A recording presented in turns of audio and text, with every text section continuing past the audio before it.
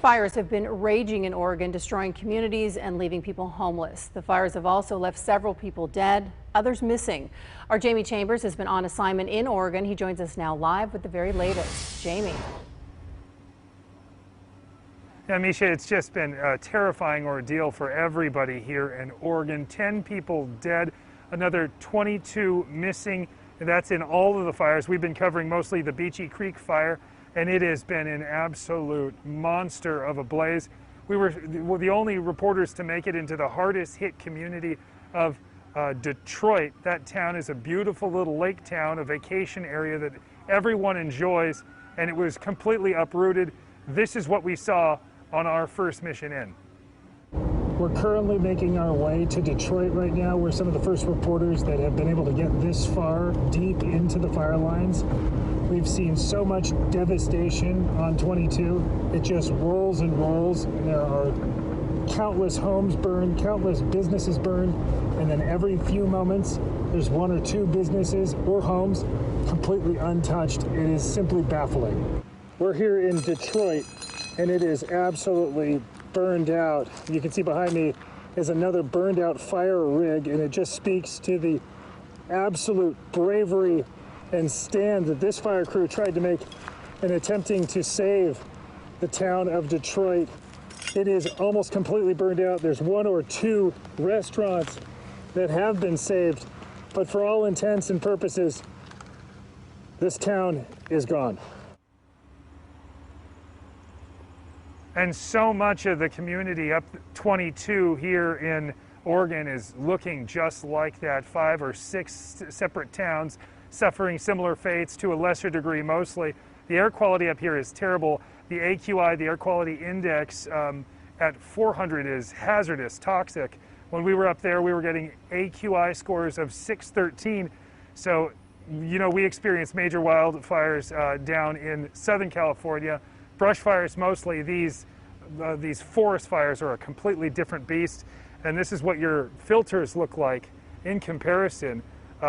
So much toxins, so much ash and soot that people are breathing. So everyone's really, you look around, everyone's wearing their mask no matter what. So it's been just a community that's been flipped on its head, and they're just trying to deal with it. There's still 0% containment, and search and recovery efforts are still underway. That's the very latest from Salem. We'll send it back to you. All right, Jamie, it's so heartbreaking to hear about the search and recovery, and especially the recovery, so many people actually missing. I've been following you online, and folks should actually follow you online if they are not, because you're just doing such a phenomenal job reporting out there. You talked about the air quality. So how far are you right now when you say up there in the fires? How far are you, and how bad is the air quality where you are now, and what are folks doing to protect air quality themselves? all over Oregon and in Washington.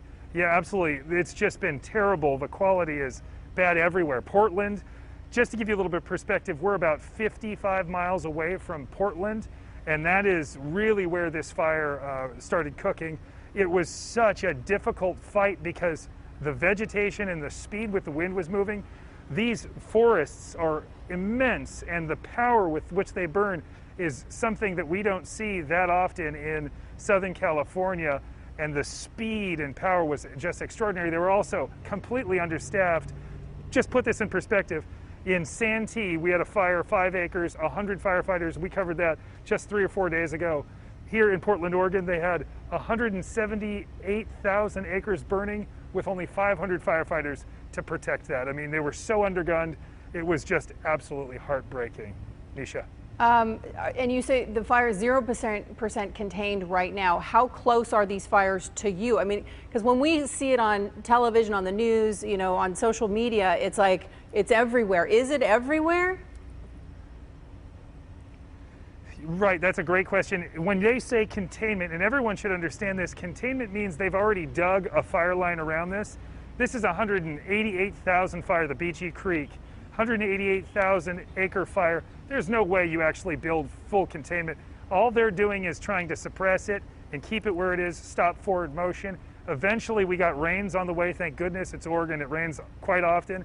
That's really what's going to end this fire. There's no chance that they dig a line all the way around that. They don't have the personnel, and no one has that kind of time or energy to put that towards it before the rains hit. Rains look like they're going to hit into Thursday, but the real good news is the temperatures have shifted, the wind has died down, so the real threat of these fires has died substantially. I don't expect, and along with these fire crews, they don't expect to lose any more houses, but they've already lost so much. Are people just shell-shocked? I know I'm talking too much, but are people just shell-shocked up there? What's the conversation like when you talk to these people who, not even the ones that lost everything, but just are watching it helpless? We spin them. Here, I just want to show you this really quickly. So we're looking at all the evacuees over here, Misha. We've got hundreds of people that are in their cars. Some of them are evacuees.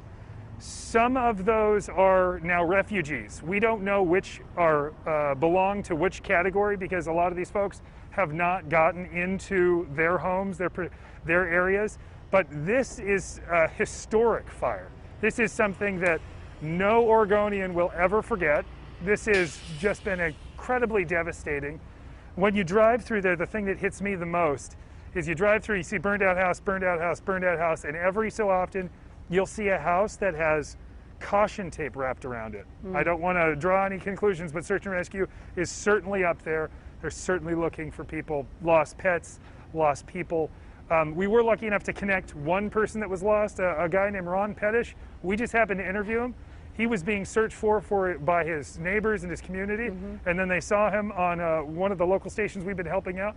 So we were happy to help and put that connection together. But it's been a long haul up here, and it is hard to see this in person, and it's just overwhelming. I mean, just to see the pictures don't even do it justice, and that's what's so tough. It's just gone.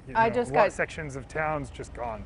I got chills listening to you talk. I am not surprised that you were able to connect people. You're doing a phenomenal job out there. Thank you so much for sharing your amazing reporter skills with us. We'll check back with you, and please, please, please be safe. Jamie, thank you.